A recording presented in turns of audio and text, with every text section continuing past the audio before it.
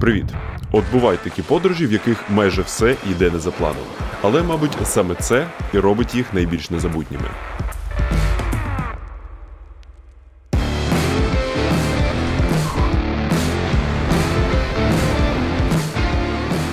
Отже, ми відправляємось до найменш відвідуваних туристами куточків Ісландії. І на шляху розберемось, навіщо в переважно атеїстичній країні стільки церков. Чи можна тут якось домовитись з місцевими копами та місцевими китами. Ну і звісно ж, знову позаліпаємо на позаземні краєвиди цього диво-острову.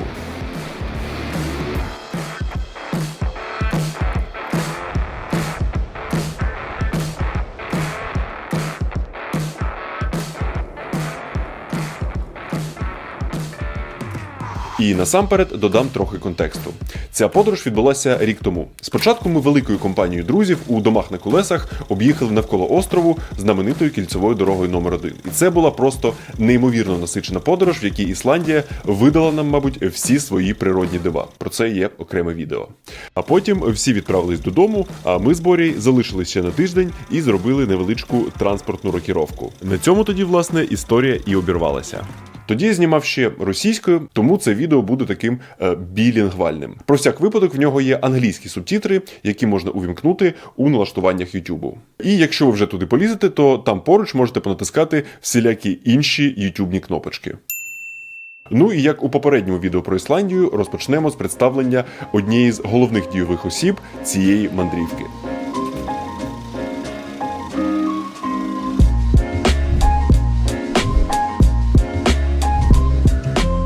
Отже, це в нас Hilux десь 20-го року, потужний пікап, що кушає багатько дизелю, про це потім, та має на борту низку повнопривідних та трасокатальних функцій. Ты знаешь, у нашей Toyota есть функция удержания дистанции до впереди идущей машины. Так. Для Исландии это такая же полезная функция, как поворотники на BMW, по-моему.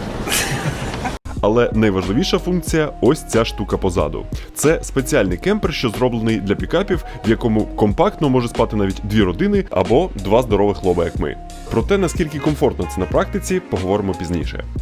В ньому є невеличкий запас води та газу, плита, невеличкий холодильник та увесь необхідний посуд для приготування їжі. У світі кемпер-джипів це така золота середина між наметом на даху та ось таким танком. І, мабуть, головні його недоліки в тому, що простір для багажу тут дуже компактний, тому велика валіза тут буде ні до чого, і те, що ціна прокату такої іграшки в сезон дуже і дуже болюча. Ми їх брали в оренді в Європкарі, і нам дуже пощастило, що це був кінець туристичного сезону, і Боря регулярно бере в них дома на колесах для своїх турів, тому нам зробили прям вельми солідну знижку, ретельно перевірили, що все працює як треба, і дали добро на старт. Так, что тут? От предыдущих владельцев остался немецкий. Так, ну какие-то варианты есть. О, Опа! вот так сразу. Оце так. Бітте Вот Вартен. это так поворот. Доброго дня. Можно ехать. Можна їхати. Пошел такси с Борисполя. Ми виїхали з околиць Рейк'явіку і женемо нашу конячку у бік західних фьордів. Це півострів, що знаходиться приблизно в 250 кілометрах від столиці. І щоб не гаяти часу, поки ми їдемо чудовими, але все ж доволі однотипними ландшафтами, нагадаю вам про те, що для будь-яких подорожей на автівці за кордон не слід забувати про зелену картку. І про Hotline Finance. Все ще незмінний онлайн-сервіс, на якому можна дуже швидко оформити її та інші види страхувань. Процедура все так же проста, і її можна виконати хоч за кермом, хоча, звісно, робити цього не треба. Заходите на сайт, вводите параметри пошуку, обирайте варіант, оплачуєте карткою і отримуєте поліс на імейл. І ще нагадаю, що в мене є промокоди на різні види страхувань, ось вони, а посилання на Hotline Finance лежить у описі цього відео. І, як завжди, частину прибутку з інтеграції в цьому відео я перерахую на коштозбори, про які пощу та звітую в себе в інстаграмі. О, а ми тим часом вже на Вестфьордах.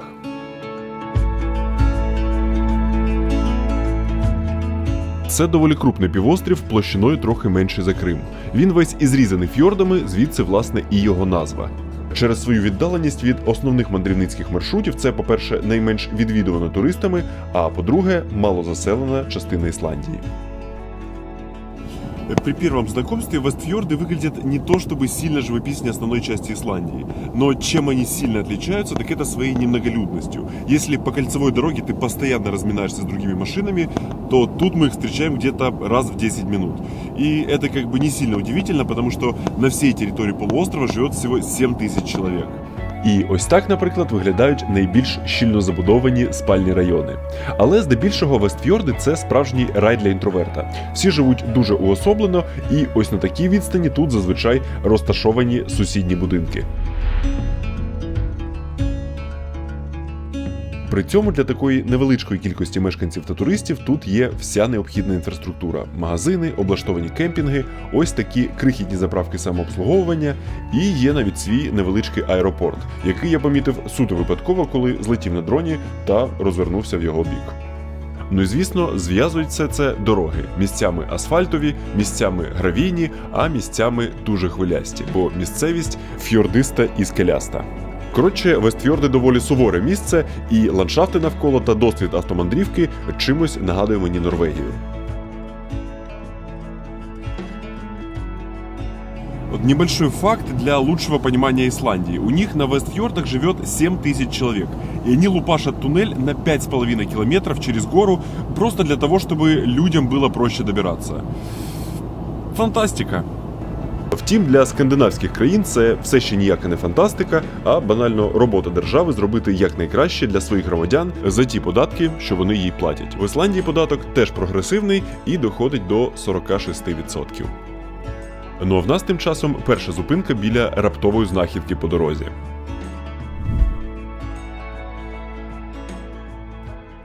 Этот корабль хорошо показывает всю нетуристичность Вестфьордов. Значит, ты просто едешь себе такой по дороге, и он стоит на пляже без каких-либо указателей, без каких-либо отметок на карте, просто с одной небольшой табличкой о том, что это самый старый стальной корабль во всей Исландии.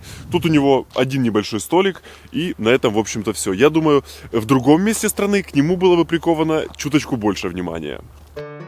Цей човен прожив доволі насичене життя. Його збудували у Норвегії у 1912-му, і потім продавали у різні країни, поки у 50-му році його не викупили ісландські китолови. Тут він роками сумлінно працював за призначенням, ходив фьордами, якщо треба, колов кригу у ісландських водах, аж поки у 70-х закони щодо вилову китів не стали більш суворими, і човен став ледь рентабельним. І у 81-му був списаний і залишений іржавіти та руйнуватись на цьому березі, неначе нагадування про те, що природа з часом завжди бере своє.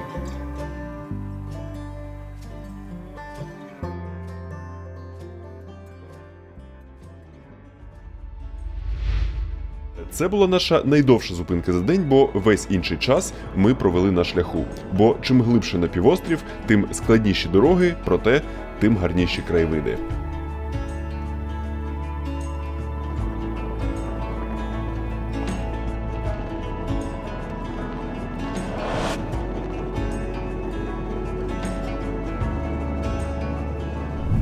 І завершення цього першого дня було дуже символічним – зустрічанням чудового заходу сонця у західній частині, відповідно, західних фьордів.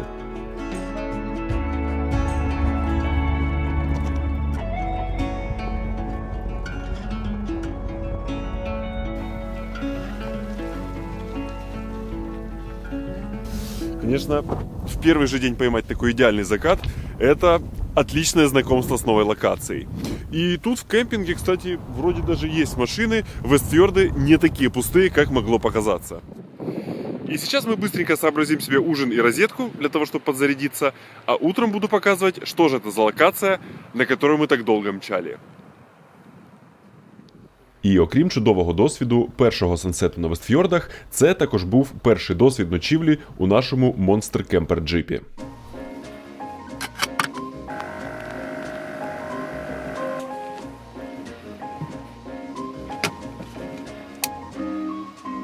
Ну, как будто бы жить можно. 2 по 192. Но лучше здесь. Да. Ну, типа, даже можно резко вставать. Вообще как в мотодоме. Ну, короче, Автодоме. Высота лучше, чем я ожидал. Да. Така оцінка в цілому стосується і решти ергономіки цього помешкання. З центральної зони виходить повноцінна їдальня або за необхідності робоче місце. А потім нехитрими маніпуляціями все це перетворюється на два повноцінних полуторних ліжка. Всередині є електроопалення, але його джерело розташоване у задній частині кемпера, тому той, хто спить на нижньому місці, може взагалі лягати без футболки, а зверху доводилося підвдягати термобілизну і, в принципі, було доволі комфортно.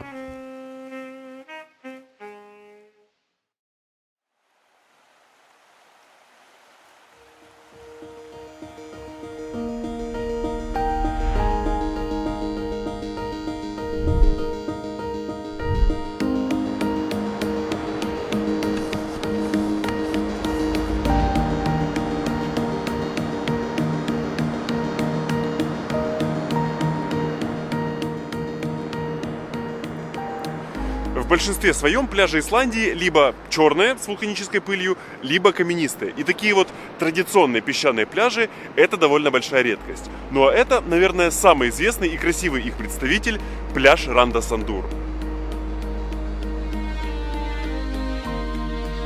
Ця назва складається з двох частин – Рауда червоний і Сандур пісок, тобто по-нашому червоно-піщанський пляж.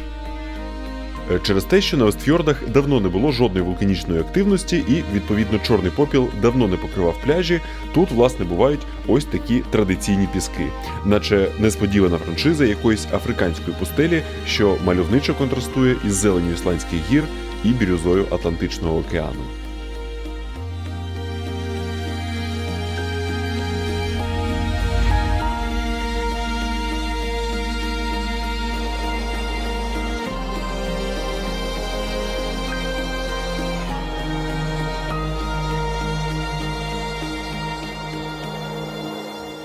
І ми сюди перлися з довгофокусною оптикою не для того, щоб шпигувати за іншими випадковими туристами. Справа в тому, що на цьому березі під час відтоку зазвичай чилять тюленчики, причому доволі масово. Але ми протопали вздовж берега декілька кілометрів, нікого не побачили і, так би мовити, без живої фотоздобичі повернулися до кемпінгу.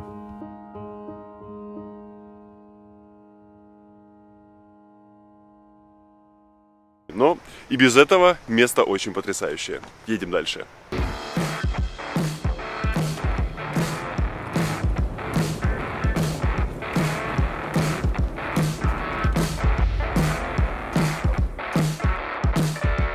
Від пляжу до нашої наступної локації десь 50 кілометрів їзди, які на легковушці або великому домі на колесах могли б зайняти декілька годин, але врешті-решт точно б того вартували.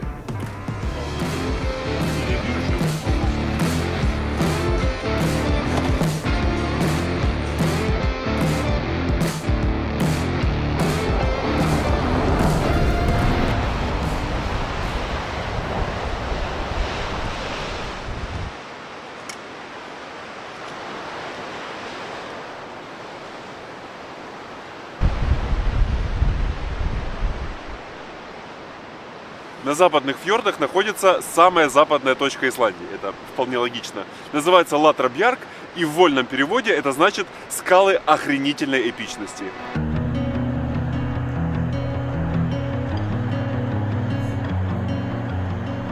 Локація повністю виправдовує очікування від краю Ісландії. Це максимально кіношний обрив над Атлантичною прірвою.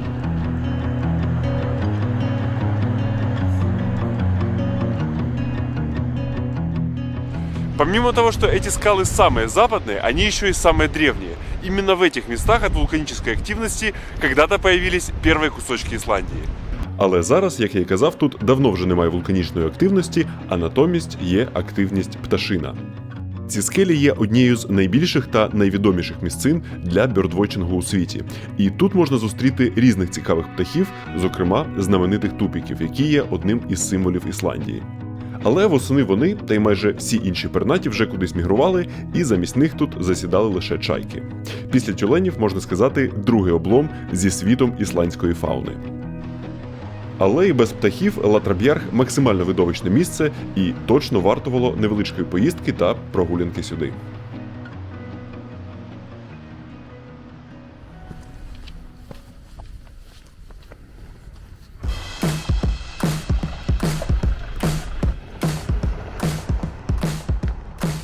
Ми були готові прямою наводкою рушати до третього природнього дива Вестфьордів.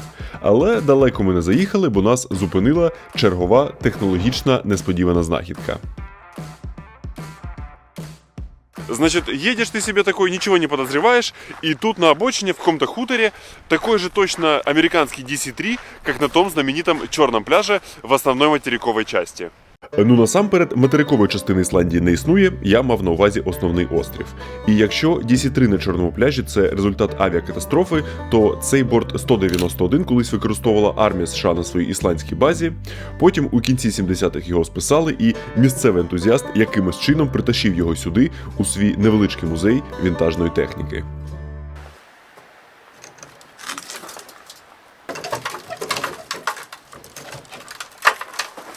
Всередині ангару поруч також стояв доволі рідкісний і доволі прадавній біплан Ан-2. Але тут було зачинено, тому ми приділили увагу тому, що знайшли під відкритим небом. Douglas DC-3 розробили в Америці в 30-му році, і це взагалі перший в історії успішний літак для комерційних польотів, який під час Другої світової був перероблений під військові потреби. А його копії за ліцензією випускалися по всьому світу. Зокрема, в СРСР він був відомий під назвою Лі-2.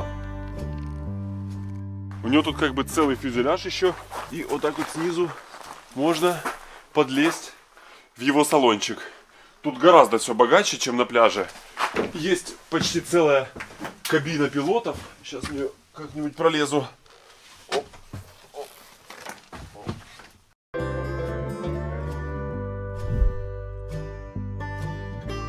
Популярність та вплив DC-3 важко переоцінити. Тодішні пілоти були у захваті від того, наскільки зручним та футуристичним був на той час літак. І незважаючи на те, що моделі без малого 100 років, DC-3 досі подекуди модернізуються та використовуються на невеличких регіональних рейсах та авіашоу у різних куточках світу. Коротше кажучи, суто випадково натрапили на шляху на справжню авіалегенду. Шеф, ну что, может поедем дальше уже?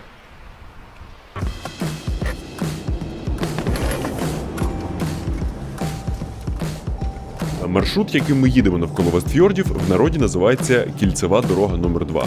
Відповідно, номер 1 – це та, що йде навколо основної частини Ісландії. І відстані тут долаються набагато довше, ніж очікуєш.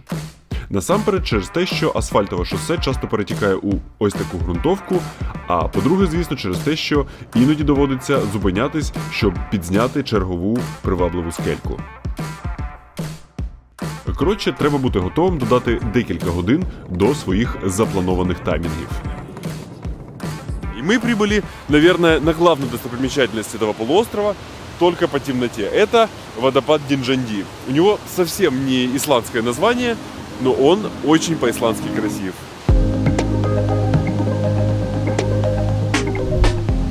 І хоча воно звучить особисто мені трохи по-індійськи, Дінджанді – це цілком ісландське слово, що значить «громовий».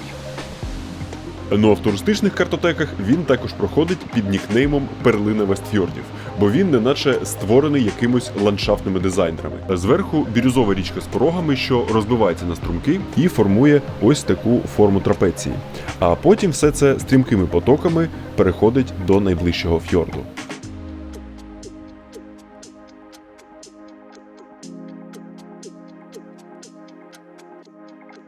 І точно варто було 20 хвилинок прогулятись до його основи, щоб по-справжньому осягнути, наскільки ж він громовий, тобто гучний, і масштабний. Заввишки він на хвилиночку цілих 100 метрів. В першому відео про Ісландію, якщо хтось пам'ятає, в мене був такий собі хіт-парад місцевих водоспадів. Так от, якщо його доповнювати, то Дінджанді впевнено виривається в трійцю медалістів. І на цьому списку, до речі, чудово видно, наскільки все ж таки дивною є його назва для Ісландії. В общем, просто замечательный водопад, но приходить сюда, конечно, лучше днем. Такой вот вывод.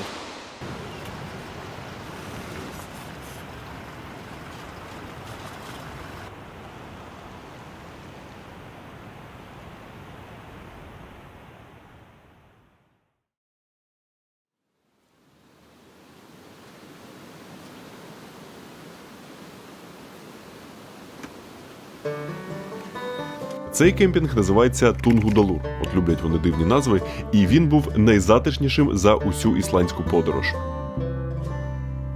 Ми заварили собі трохи ранкової кавуськи, приготували сніданок на нормальній кухні і прийнялися обговорювати наш подальший план. Чи будемо ми додавати день та шукати ще якісь цікавинки, або просто замкнемо кільце дороги номер 2 та залишимо півострів. І порішати це питання нам допоміг клімат. Судя по прогнозу, свой депозит по плюс-минус ясной погоде на Вестфьордах мы уже израсходовали. И хорошо, что успели посмотреть 3 его главных достопримечательности при относительно чистом небе. Но теперь нас ждет длинный роуд-трип ко второй части путешествия.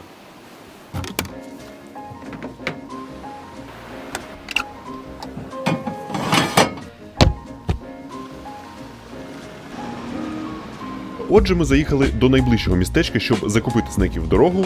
Особливо я хотів би відмітити ось цей ісландський мигдаль у солоній карамелі. Просто якась солодка наркота.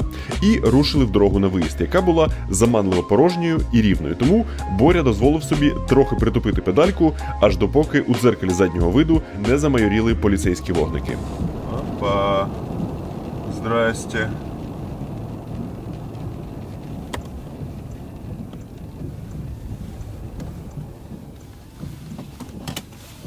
Что там? Надо еще всегда. Приплыли. Приплыли. Ліміт на трасах тут 90 км на годину, а ми якийсь час їхали 110. Поліцейський ввічливо нам це пояснив і також ввічливо протягнув термінал на пропозицію на перший раз обійтися суворим попередженням. Maybe tax free for this. The airport. Don't know. But you will slow down now. Yes, for sure. Thank you for the lesson. Okay. For sure. Thank you. Bye. Итого, ускорились в Вестфьордах на сколько? На 600 евро. На 600, мать его, евро. На все деньги. как На все говорится. деньги мира. Что ж, превышать скорость в Исландии – это дюже дорого. Тупо один полицейский вообще, я не знаю, за очень-очень много километров такой сидит себе там что-то, наверное, чилит, у него там энергетики какие-то, носки валяются в салоне. Ай. Ну что, поехали обратно на материковую часть, Вестфьорды нам не рады. Это точно. Дальше. Погнали. Только не больше 90, я тебя умоляю, Боря, пожалуйста. Тож ми вже повільніше рушили з півострова і вже на його виїзді у супермаркеті з'ясували, що це не кінець цієї фінансової пригоди. Еще и кофе 52 гривны. И Тебя это только что после этого штрафа. На 600 евро. Я снял две суммы. В смысле? За штраф? В смысле? Я думаю, что тут денег мало? То есть два раза сняли? Да. То есть, ой-ой. Тож ми розвернулися, дали ще соточку кілометрів назад, знайшли цього копа, благо це було не дуже складно, і попросили його зробити нам рефанд. І нарешті з чистим сумлінням та не найкращим настроєм вирвалися з Вестфьордів і до темряви мчали на інший фьорд, але вже на основній частині острову.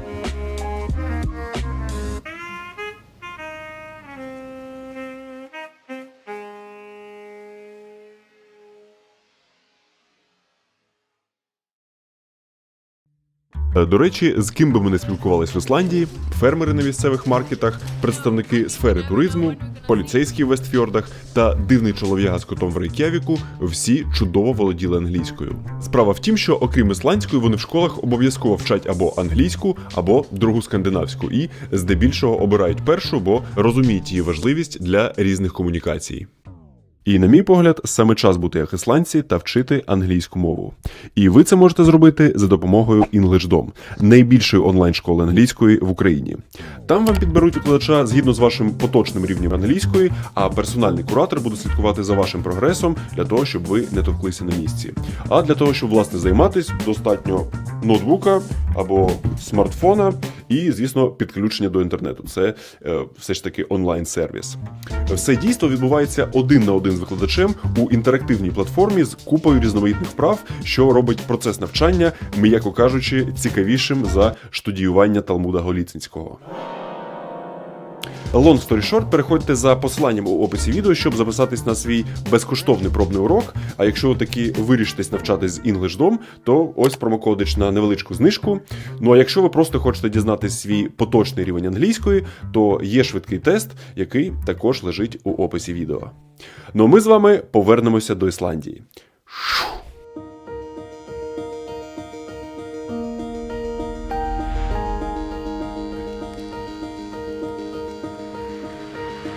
Мы переехали на север Исландии, в небольшой рыбацкий городок Хёганес. Здесь живет всего около 100 человек и антураж соответствующий. С неба падает дождь вперемешку со снегом, вот какой-то викингский дракар стоит.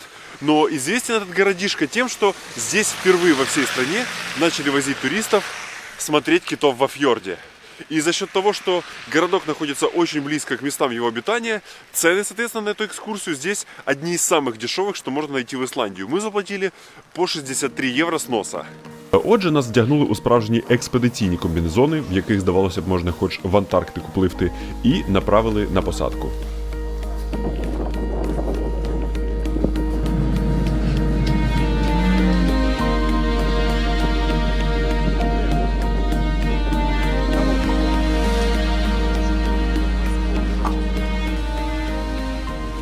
Ми бронювали цю подорож за декілька днів, адже вейл-вотчинг – одна з найпопулярніших туристичних розваг. Бо, камон, хто не хоче подивитись на китів. І атмосфера в нас була максимально нордичною. Температура близько нуля, а у відкритій воді це дуже холодно. А з неба щедро зривався дощ зі снігом з усіма похідними проблемами.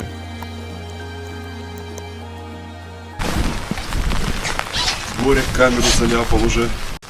У меня вон вторая камера. В пакетике от хлеба лежит, чтобы не промокло. Все ради китов. І через годину після старту хтось таки виліз з нами привітатись. Це в нас горбатий кит, один з найвідоміших видів морських савців, яких можна зустріти майже в кожному океані, бо вони мігрують на доволі серйозні відстані. І вони це роблять не просто заради їжі, а щоб знайти кращі умови для спарювання. До речі, вони в цьому контексті також відомі своїми потойбічними шлюбними піснями.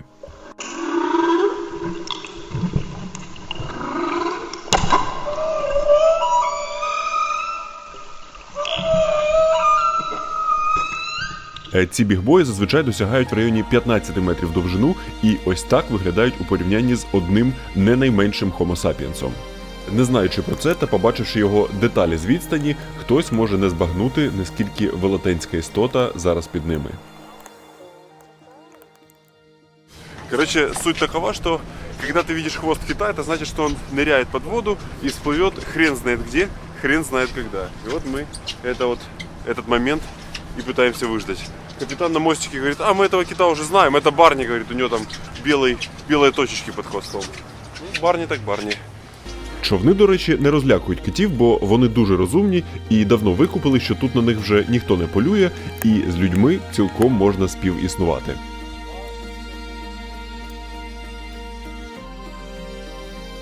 Це фотополювання тривало близько 3 годин, і очікуванням, звісно, був знаменитий стрибок горбатого кита. Але я б в таку погоду теж особливо не поспішав висовувати голову зі своєї плавплощі, тому ось це найближче, що ми побачили.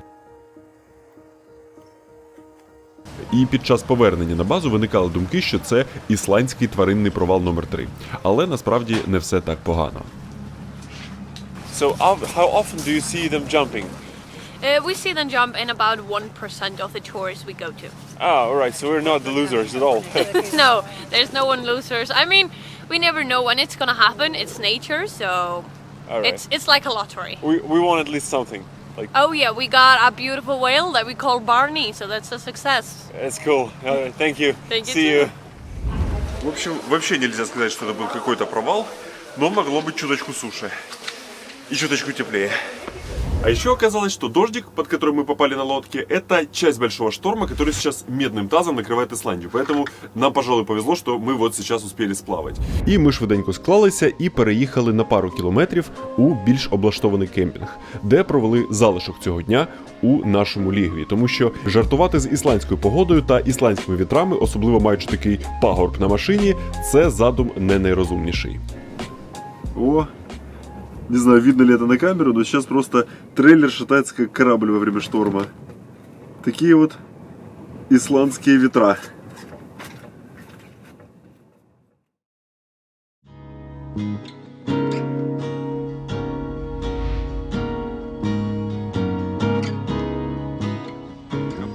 Мы вчера полдня провисели в доме и ждали, пока погода наладится. И вот она с утра наградила нас солнышком. И оказалось, что тут вокруг очень красиво. Смотрите, с одной стороны здесь такие вот достаточно отвесные скалы, а с другой самые настоящие заснеженные горы. Прям даже зимы уже как-то хочется. Но рассиживаться тут долго мы не будем, потому что пока погода позволяет, нужно двигаться дальше.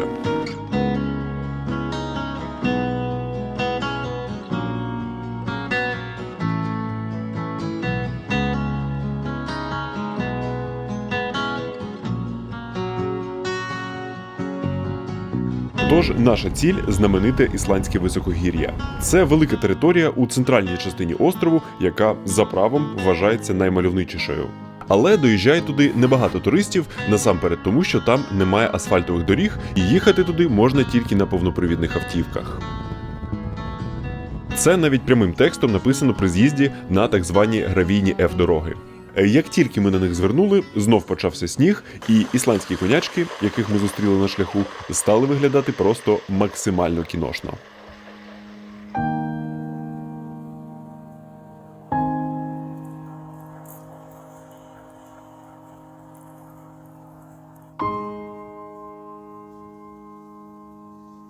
А от все навколо, скажімо так, не сильно кіношно.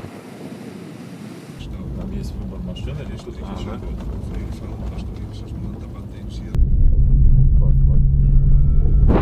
Вокруг лупашит снег, вперемешку немножечко с дождем, температура упала где-то до нуля, но нас держит в пути три факта. Первый — это то, что дороги официально все еще открыты, а в Исландии как бы они к этому относятся ответственно, и если бы было опасно, они бы их закрыли. Во-вторых, по прогнозу должно быть когда-нибудь солнце, но в-третьих, в нашем танке, если что, переждем любую непогоду. Втім, нічого перечікувати не довелося, адже буквально за півгодини виглянуло сонце, і ми ще впевненіше почали форсувати високогір'я.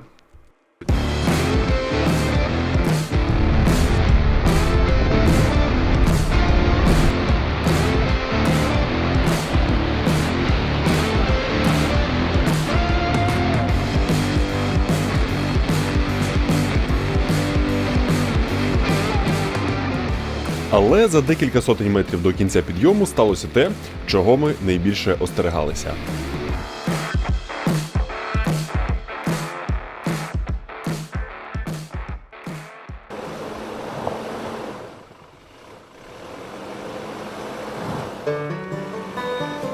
Ну, насамперед, ми самі лопухи ще не перевірили наявність ланцюгів на колеса. Але ніхто не очікував того шторму і того, що він так раптово навалить по коліна снігу.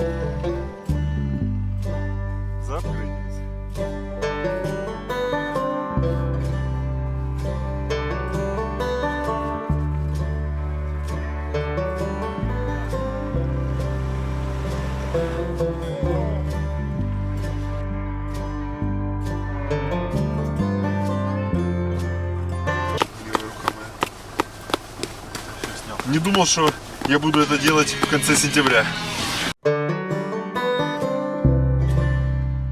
Ми доволі легко відкопалися, але вирішили не ризикувати далі з підйомом і покотилися зворотнім шляхом.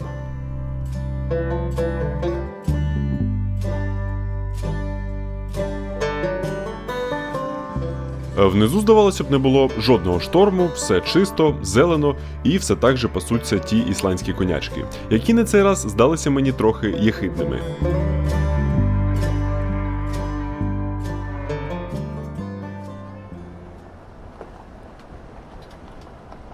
Уезжаем отсюда просто со слезами на глазах, потому что на горе лежит снег, и, как показала практика, много снега, а внизу просто изумрудная зелень. Но мы не планируем оставлять свои попытки попробовать попасть в высокогорье. Но для этого нужно сделать небольшой объездик. Шляхи до високогір'я також стартують з півдня Ісландії. І щоб туди дістатись, ми повернулися на кільцеву дорогу номер 1 і вирушили в об'їздик через півкраїни.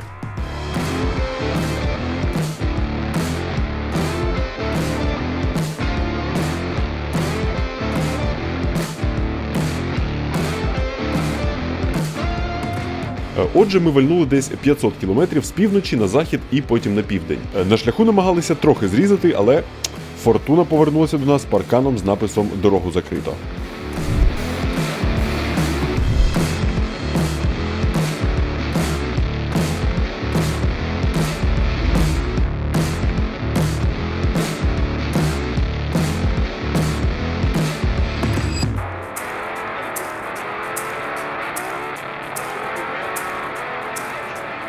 Це був дуже довгий день справжнього роуд-тріпу, і завершили ми його максимально відповідним чином.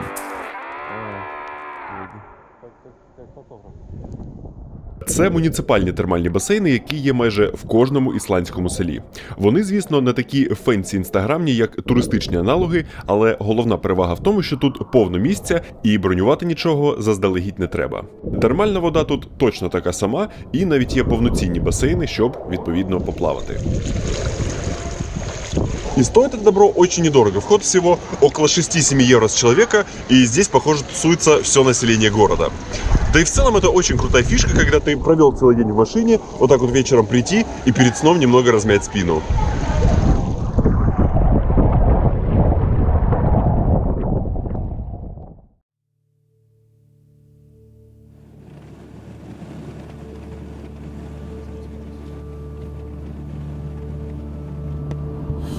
Исландия, как какой-то живой организм, издевается над нами. Мы уехали с севера на юг, ехали весь день через всю страну, и была просто прекраснейшая погода.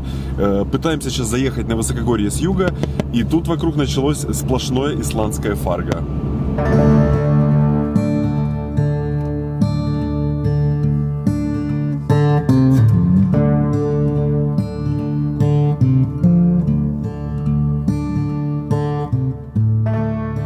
Дороги з цього боку були сильно краще. Ми навіть заїхали глянути ще один водоспад – Хайфос. Але я навіть не буду додавати його до свого рейтингу, тому що він та й всі інші краєвиди навколо були суцільною зимовою тугою. Але, звісно, в цьому теж є свій скандинавсько-нордичний шарм.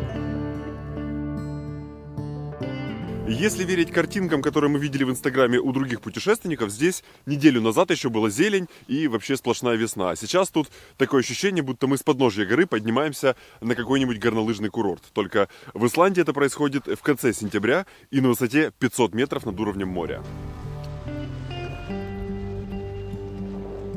І ми ще декілька годин крутилися туманними дорогами у сподіванні таки піймати погодне вікно і добряче роздивитися ті хайлендси навколо. І це продовжувалось аж допоки нам із туману, наче у тому ж Фарго, назустріч не виїхали рейнджери.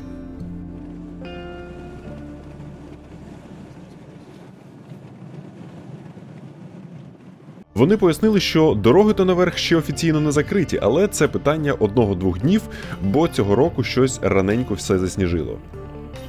І вони натякнули нам розвернутись, бо витягувати заблудших туріків зі снігу не входить в їхній список улюблених справ.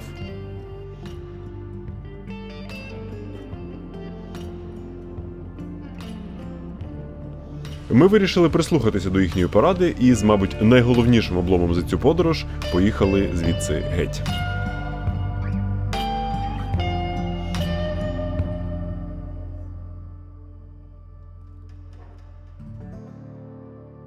Але це не значить, що я залишу вас без контенту з ісландського високогір'я.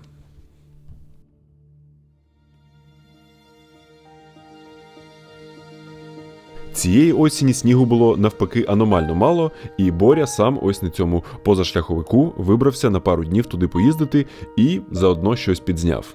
І я зараз, як і ви, дивлюсь на ці види через екран і сподіваюся, що колись у майбутньому обов'язково сюди завітаю.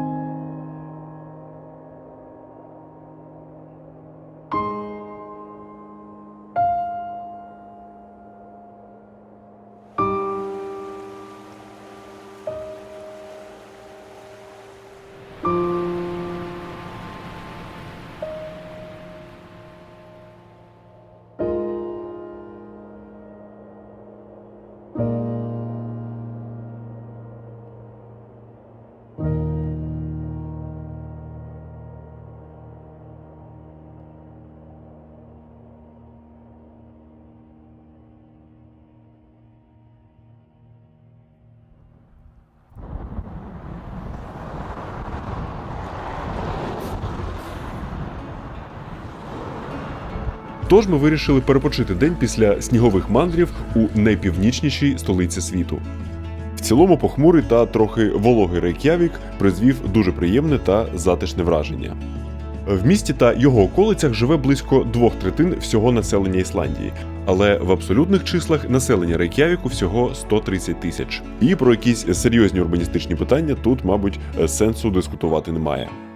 Тому я пішов оперативно закривати свої головні туристичні пункти. По-перше, з'їсти місцевої шаурми, яка готується із знаменитої ісландської баранини з якимось дуже дивним маринадом з присмаком кориці. Со мной только что произошла самая дорогая шаурма в моей жизни. 325 гривен. Но она реально очень вкусная. Ну а по-друге, глянути на головну місцеву архітектурну споруду.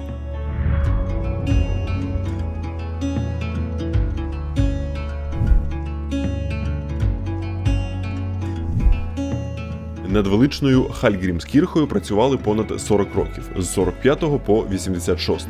І це виходить не тільки головна церква, а й головна довгобудова країни.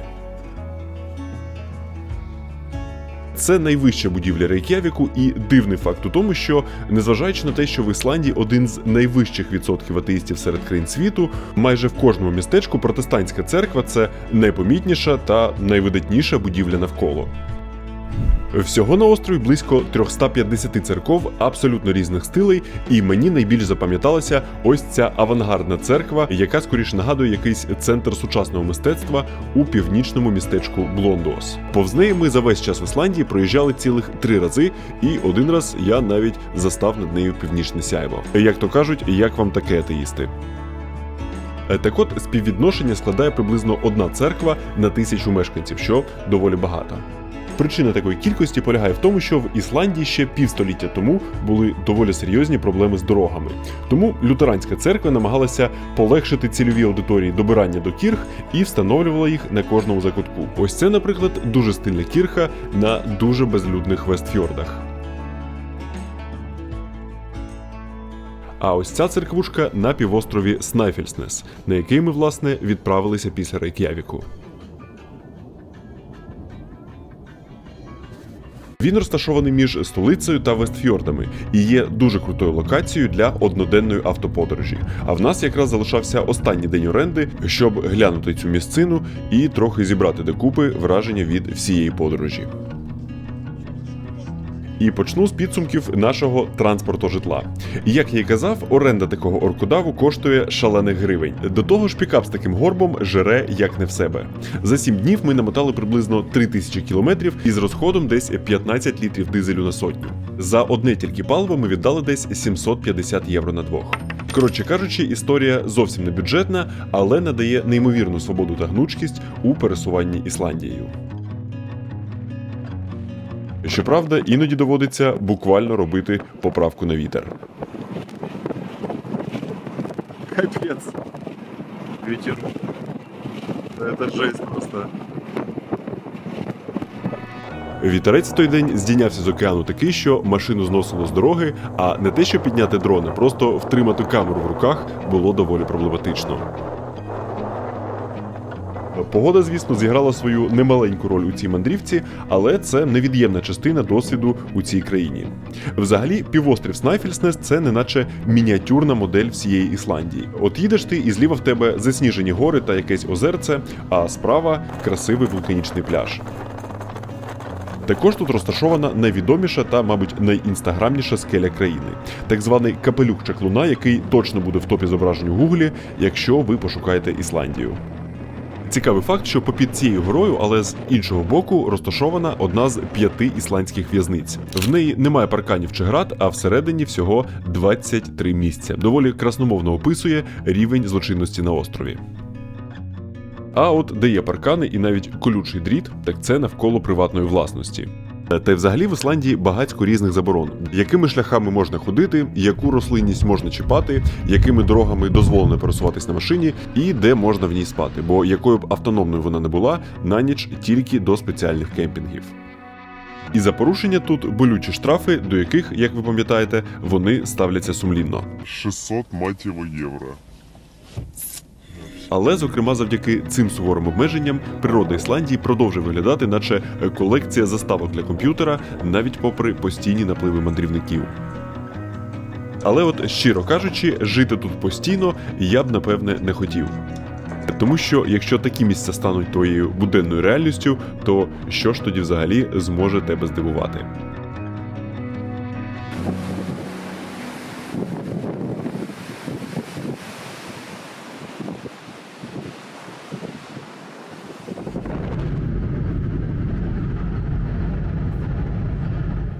І в кінці хотів би трохи про більш сьогоденне. Ісландія стала однією з тих країн, хто приймає та надає допомогу українцям, хто туди поїхав від війни. І всього квота була 2000 людей, і на момент створення цього відео, це грудень 22-го року, нею скористалися лише 1,5. І я поспілкувався з декількома українками, хто, власне, переїхав до Ісландії, і вони були просто в захваті від того, як їх зустрічали, який пакет соціальної допомоги їм надали, і також про те, що, попри дуже холодний клімат, ісландські люди влаштували їм дуже теплий прийом, а переселенці, в свою чергу, намагаються якомога швидше інтегруватись в суспільство, знаходять тут роботу, що, за їхніми словами, тут зробити не так важко. І зараз потроху вчать ісландську мову. Бо, незважаючи на те, що нею спілкується невеличкий відсоток нашої планети, ісландці дуже трепетно до неї ставляться. До речі, саме завдяки ісландській мові та ісландським сагам, які нею написані, збереглося дуже багато відомостей про вікінгів та князів часів ранньої Київської Русі. І, зокрема, завдячуючи цьому, вчені могли вивчати той період. І це чи взагалі не найбільший історичний зв'язок Ісландії з Україною? Увага! Відбій повітряної тривоги. Подякував. Увага! Відбій повітряної тривоги. Подякував 2. Відповідно, подякував 3 ісландській державі, яка радо прийняла наших співгромадян, які від цих самих тривог і їхали. Подякував 4 ісландській природі, яка за ті 2,5 тижні просто розірвала мені всі шаблони. І, звісно ж, подякував 5 вам за перегляд мого ісландського контенту. Судячи з коментів, які регулярно з'являлися під різними відео, дехто з вас чекав на нього цілий рік, і сподіваюся, що ваші очікування в тій чи іншій мірі були виправдані. Ну і як завжди, побачимось з вами у наступному відео.